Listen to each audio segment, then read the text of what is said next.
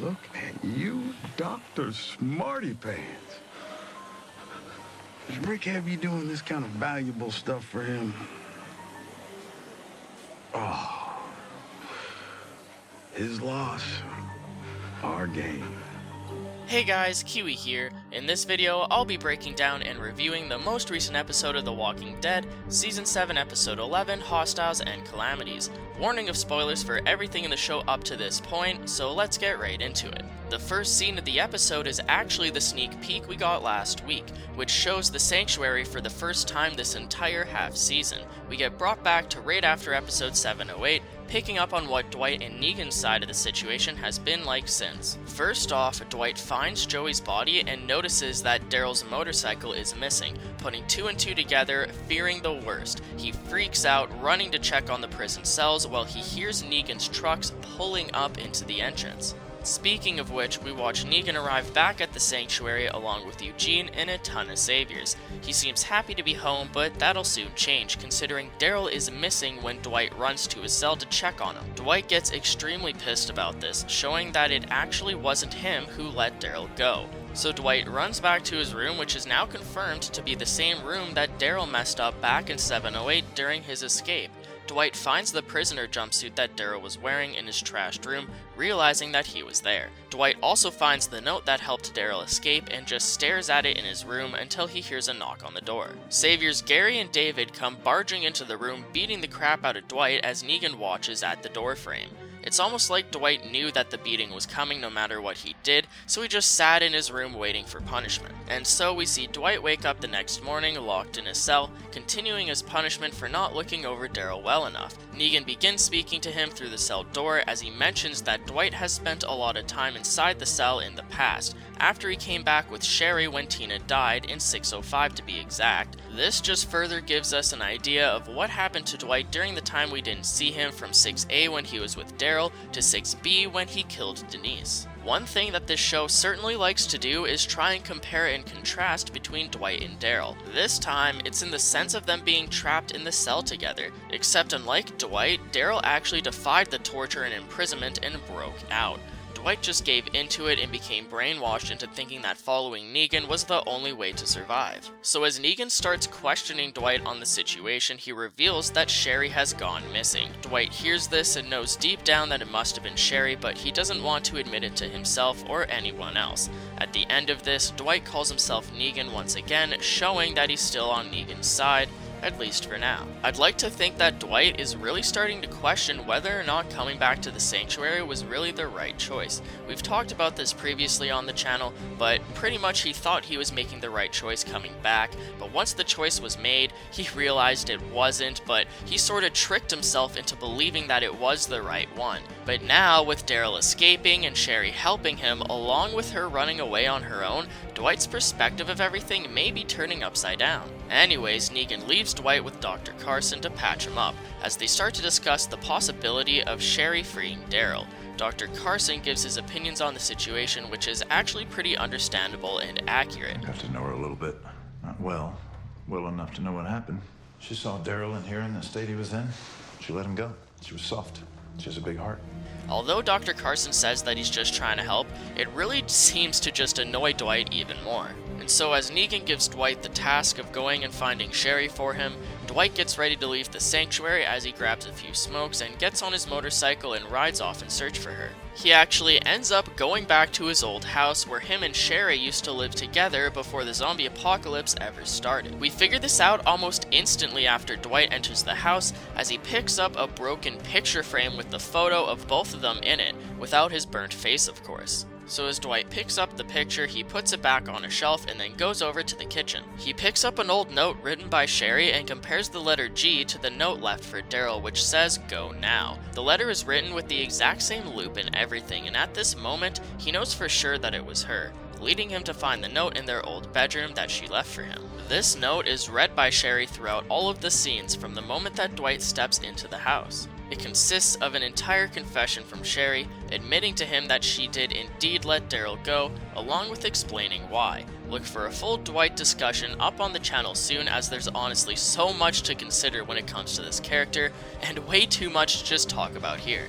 That being said, this letter is truly heartbreaking, and I can't help but feel bad for Dwight even though he's done so many things to make me hate him. Yes, he is a complete piece of crap, and maybe this is just karma biting him in the ass, but it implies a complete explanation of what turned Dwight into the things that he hated the most. At least we finally found out why he threw that dresser drawer against the wall in anger, and it was actually a pretty good damn reason too. Shari left because she couldn't trust Dwight to not turn her in or even kill her. She left that note for him, but never thought that he'd actually read it. After Dwight finishes reading this message, he takes out a smoke to calm himself down, and damn, I don't blame him. The ironic thing about this is that the half smoke he pulls out was actually smoked by Shari, as we can see her lipstick left on the filter. And as if that wasn't icing on the cake already, what closes this scene is the real kicker.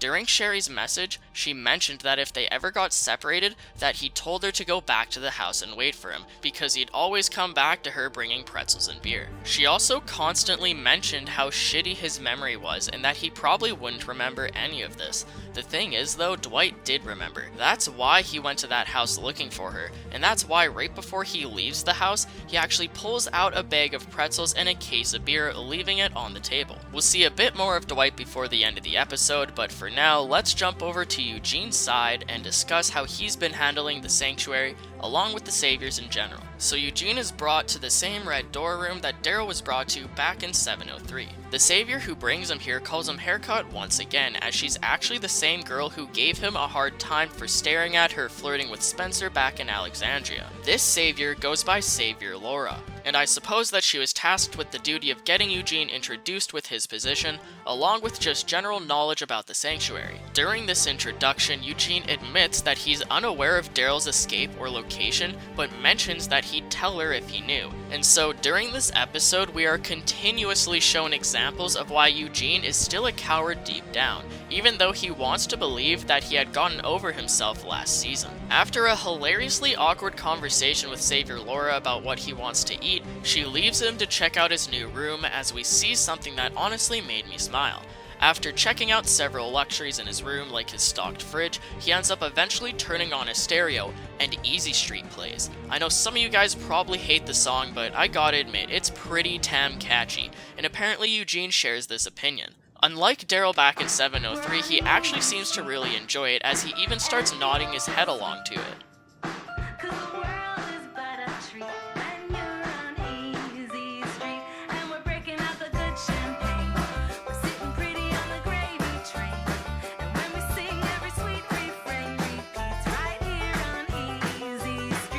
So later on, Savior Laura continues to show Eugene around the sanctuary, as we finally start to see a real explanation to the inner workings of the factory. I feel like we should have seen this stuff during Season 7A, but better late than never, right?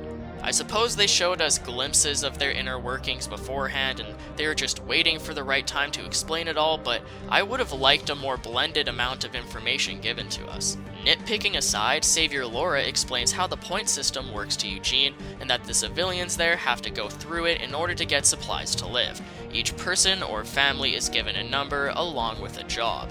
You get a certain amount of points depending on what job you do and how long you work, but working for points is considered to be one of the lowest roles in the hierarchy of the sanctuary. The only thing worse than working for points is probably being a prisoner like Daryl, helping maintain the outside wall. The people there pretty much just work shit jobs and get shit food in return for it, but they're kept safe no matter what. So while Laura and Eugene are walking through the sanctuary's market, Eugene actually notices some teenager stealing food from one of the booths, continuing to stare him down as he leaves. I half expected Eugene to instantly rat him out, but he surprisingly lets him go, and it doesn't seem to come back later in this episode. Maybe we'll get more of an interaction between this teenager and Eugene in a future episode? I can't see it becoming that big of a deal, but I don't really understand why it was shown in the first place.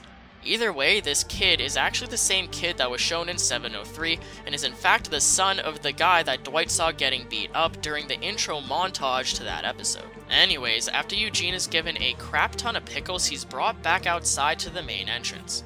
As Eugene steps outside, we can actually hear Negan giving the orders to have Simon go check out Alexandria. Now, although we don't get to see Negan speak about Fat Joey over the radio, it was cool seeing this tie into 709 as Simon is getting sent to Alexandria. Negan describes it as playing good cop, seeing how far they get, which is definitely an accurately funny way to put it for sure. Finally, we get to see the full introduction scene between Eugene and Negan as they get to know each other a little better. This seems to be about the most stressful job interview Eugene has ever taken, shown by his horrible stutter. I found a machine shop with the necessary. I read a lot, and Granted, this is probably the only job interview that's ever had his life on the line, but I think he does a pretty funny job convincing them that he is indeed a smarty pants. He starts spouting out the same bullcrap that he tried tricking everyone with back during his introduction in Season 4, and it's funny how he was stumbling all over his words when he was telling the truth, but the moment he starts bullshitting them, he begins speaking in full sentences. I have PhDs in biochemistry, as well as immunology and microbiology, and I've completed my doctorate, which makes me a doctor. Prior to the collapse, I was part of a 10-person team at the Human Genome Project, working under Dr. T. Brooks Ellis to weaponize diseases to fight weaponized diseases. It's almost like he's just explained this lie so many times that he's truly memorized it. Well, good job, Eugene, trying to use that same damn excuse to save your ass yet another time. As we watch a walker literally fall apart on the wall, Negan's next question involves asking Eugene for a solution to stop this from happening. Eugene gives quite a great response to Negan's question as he drops the name of the episode. Step 1, melt down scrap metal. Step 2, pour it over the compromised walker as they are in contact with the chain link. The liquid metal will harden, both maintaining bodily integrity for the walker as well as affixing them to the fence. Bonus points for covering their head and protecting them from head trauma from hostiles and calamities. This scene concludes as Negan informs Eugene that he's going to be inviting a few of his wives over to Eugene's place to show him a good time, but nothing sexual. Eugene gives a funny reaction to the idea of Negan having multiple wives, asking him to reconfirm what he heard. Did you say wives meaning plural? Hell, yes I did. Eugene thanks Negan for his hospitality and leaves with his giant jar of pickles to go back to his room. We later see him hanging out with a few of Negan's wives at his place just as planned, and out of the 3 girls there only seems to be one familiar face. Amber is the same wife who decided to go back to Negan after cheating on him in 703, resulting in Negan giving her husband Mark the iron. Amber is shown to be still obviously depressed over this as she's just off drinking by herself. Although Eugene doesn't mind having company, he fully understands that these women are only here because they have to be, and he's not going to pretend otherwise. I think it's honestly hilarious that he's shown to be just gaming out with them, although he's obviously the only one interested. One girl mentions that she'd be happy with just having a conversation with Eugene, and that although it is Negan's idea, they can still be interested in hanging out with him. This sparks a few conversations that just further show them of how big of a smarty pants he really is. Half of it is him impressing them with explaining on how to make a mini bomb, but the other half was honestly just him getting out of his own lie as he practically insults them, calling them too stupid to handle his non-existent intel. In truth, the bulk of my work for the HGP fell under the auspices of the Black Box program, in which I'm not at liberty to discuss. In all likelihood, even if I could, he'd probably escape your comprehension.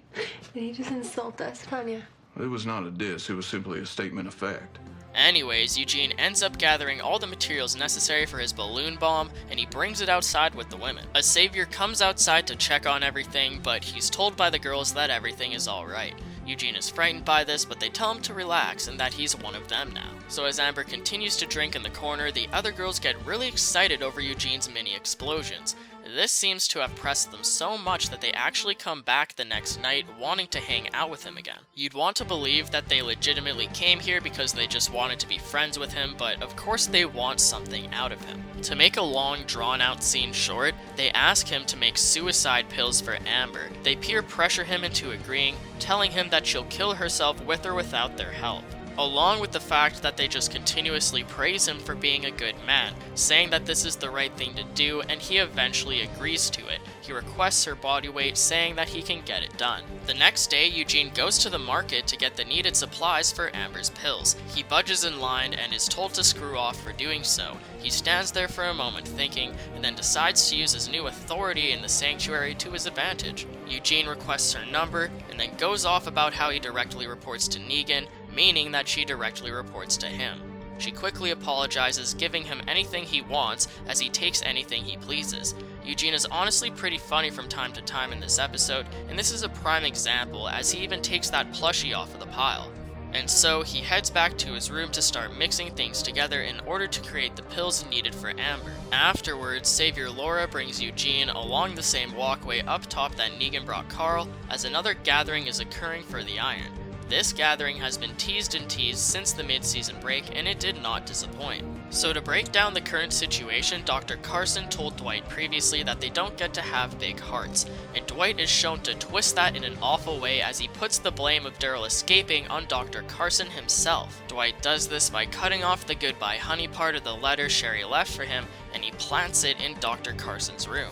As Dr. Carson is overrun by fear of getting the iron, all he can do is tremble, begging not to get burned. Dwight actually created this entire elaborate story about Shari to Negan, explaining that Dr. Carson was actually in love with her or something. Dwight told them that he found her, but she ran away from him right into a horde of zombies, so he killed her himself to make her death quick. But there's more. Before she ran to her death, she apparently told him about Dr. Carson's interest in her, and that he let Daryl escape because he knew that she felt bad for him. If this was true, Negan would believe that that is enough reason for her to run away from the sanctuary in fear of getting in trouble for it as well. This, of course, was just all a lie that Dwight made to cover up the fact that Shari actually let Daryl go. Dwight sure seems cold-hearted just standing there with a straight face, while Dr. Carson takes the blame for all of this. And so Dr. Carson eventually admits to the crimes that he did not commit in sheer hopes that he would be spared the iron, which he is, but he's immediately given a fate far worse than that.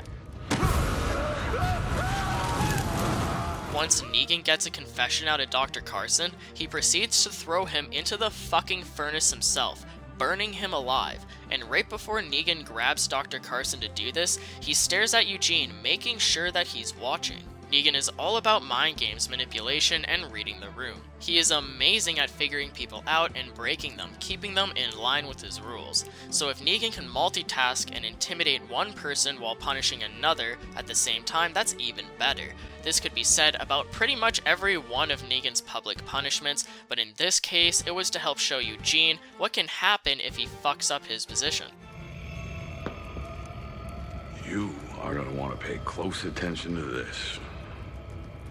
So now at this point, Eugene has gotten fairly comfortable with the sanctuary, enough to know how to act. He understands his position there and is completely ready to use it to his full advantage to get what he wants. Negan doesn't want him getting carried away though, so he shows Eugene what could happen to him if he does anything wrong, implying that he's walking on a very fine line.